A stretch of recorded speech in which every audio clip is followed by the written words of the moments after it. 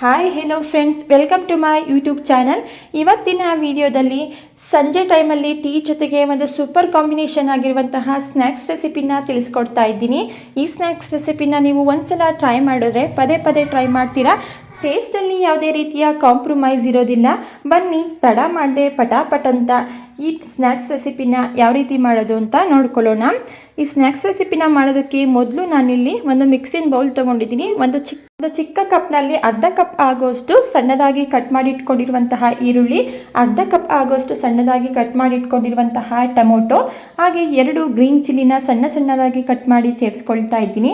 ಸಣ್ಣದಾಗಿ ಕಟ್ ಮಾಡಿ ಇಟ್ಕೊಂಡಿರುವಂತಹ ಕೊತ್ತಂಬರಿ ಸೊಪ್ಪು, ಒಂದು ಚಿಕ್ಕ ಕಪ್ನಲ್ಲಿ ಅರ್ಧ ಕಪ್ ಆಗೋಷ್ಟು ಅಕ್ಕಿ ಹಿಟ್ಟು, ಹಾಗೆ ಅರ್ಧ ಕಪ್ ಆಗೋಷ್ಟು ಕಡಲೆ ಹಿಟ್ಟು, ಇದ್ರ ಜೊತೆಗೆ ರುಚಿಗೆ ತಕ್ಕಷ್ಟು ಉಪ್ಪು, ಸ್ವಲ್ಪ ಅರಿಶಿಣದ ಪುಡಿ, ಅರ್ಧ ಟೀ ಸ್ಪೂನ್ ಆಗುವಷ್ಟು ಧನಿಯಾ ಪೌಡರ್, 1/4 ಟೀ ಸ್ಪೂನ್ ಆಗುವಷ್ಟು ಗರಂ ಮಸಾಲ. ಹಾಗೆ ನಾನಿಲ್ಲಿ ಇದಕ್ಕೆ 1 ಟೀ ಸ್ಪೂನ್ ಆಗುವಷ್ಟು ನಿಂಬೆಹಣ್ಣಿನ ರಸನ ಹಿಂಡಿ ಸೇರಿಸ್ಕೊಳ್ತಾ ಇದ್ದೀನಿ. ಜಾಸ್ತಿ ನಿಂಬೆಹಣ್ಣಿನ ಹುಳಿನ ಸೇರಿಸ್ಕೋಬೇಡಿ, ಜಸ್ಟ್ 1 ಟೀ ಸ್ಪೂನ್ ಆಗುವಷ್ಟು ಸೇರಿಸ್ಕೊಂಡ್ರೆ ಸಾಕು.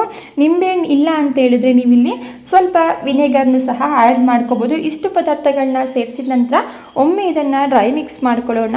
ಡ್ರೈ ಮಿಕ್ಸ್ ಮಾಡ್ಕೊಂಡಿದ ನಂತರ ಇದಕ್ಕೆ ಸ್ವಲ್ಪನೇ ನೀರನ್ನು ಸೇರಿಸ್ತಾ ಮಿಕ್ಸ್ ಮಾಡ್ಕೋಬೇಕು. ನೋಡಿ, ನಾನು ವಿಡಿಯೋದಲ್ಲಿ ಹೇಳ್ತೀನಿ ಯಾವ ಕನ್ಸಿಸ್ಟೆನ್ಸಿಲಿ ನೀವು ನೀರನ್ನು ಸೇರಿಸಿ ಮಿಕ್ಸ್ ಮಾಡ್ಕೋಬೇಕು ಅಂತೇಳಿ. ಈಗ ನಾನಿಲ್ಲಿ ಸ್ವಲ್ಪನೇ ನೀರನ್ನು ಸೇರಿಸ್ತಾ ಮಿಕ್ಸ್ ಮಾಡ್ಕೊಳ್ತಾ ಇದ್ದೀನಿ. ನೋಡಿ, ಫೈನಲಿ ನಾನು ಈ ಕನ್ಸಿಸ್ಟೆನ್ಸಿಲಿ ಇದನ್ನು ರೆಡಿ ಮಾಡ್ಕೊಂಡಿದ್ದೀನಿ. ನೀವು ಸಹ ಇದೇ ಕನ್ಸಿಸ್ಟೆನ್ಸಿಲಿ ಇದನ್ನು ರೆಡಿ ಮಾಡ್ಕೋಬೇಕಾಗುತ್ತೆ. ಈಗ ಇದು ಆಗಿದೆ. ನೆಕ್ಸ್ಟ್ ನಾನಿಲ್ಲಿ ಒಂದು ಪ್ಯಾನ್ ಇಟ್ಕೊಂಡಿದ್ದೀನಿ. ಪ್ಯಾನ್ಗೆ 2 ಟೇಬಲ್ ಸ್ಪೂನ್ ಆಗೋಷ್ಟು ಎಣ್ಣೆನ ಸೇರಿಸ್ಕೊಳ್ತಾ ಇದ್ದೀನಿ. ಈಗ ಎಣ್ಣೆ ಬಿಸಿಯಾಗಿದೆ. ನಾವಿಲ್ಲಿ ಮಿಕ್ಸ್ ಮಾಡಿ ಇಟ್ಕೊಂಡಿರುವಂತಹ ಮಿಕ್ಸ್ಚರ್ ಏನಿದೆ ಅದನ್ನು ಸೌಟಿಂದ ಈ ರೀತಿ ತೆಗೆದು ಎಣ್ಣೆಯಲ್ಲಿ ಸೇರಿಸೋದು ಅಷ್ಟೇ. ನೋಡಿ, ವೆರಿ ಸಿಂಪಲ್.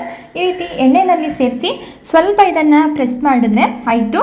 ಇದೇ ರೀತಿ ನಾನು ಉಳಿದಿರುವಂತಹ ಮಿಕ್ಸ್ಚರ್ನೆಲ್ಲ ಎಣ್ಣೆಗೆ ಸೇರಿಸ್ಕೊಳ್ತಾ ಇದ್ದೀನಿ. ನೀವಿಲ್ಲಿ ನೋಡ್ತಾ ಇರ್ಬೋದು.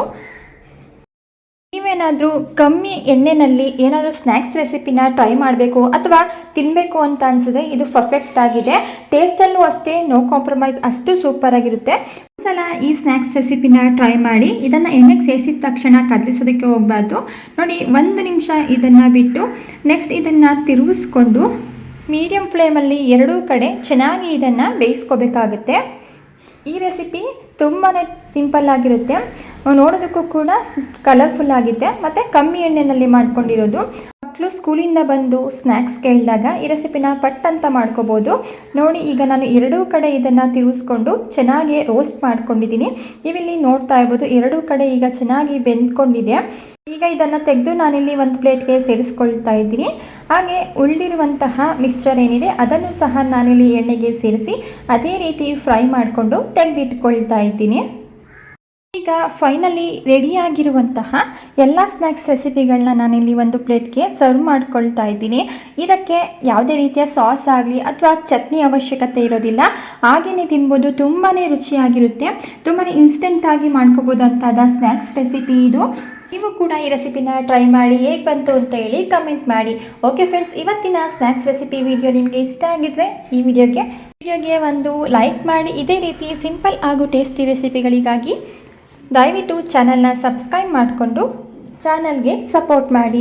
Thank you for watching. ಮತ್ತೊಂದು ಹೊಸದಾದ ರೆಸಿಪಿಯೊಂದಿಗೆ ಮರಳಿ ಸಿಗೋಣ.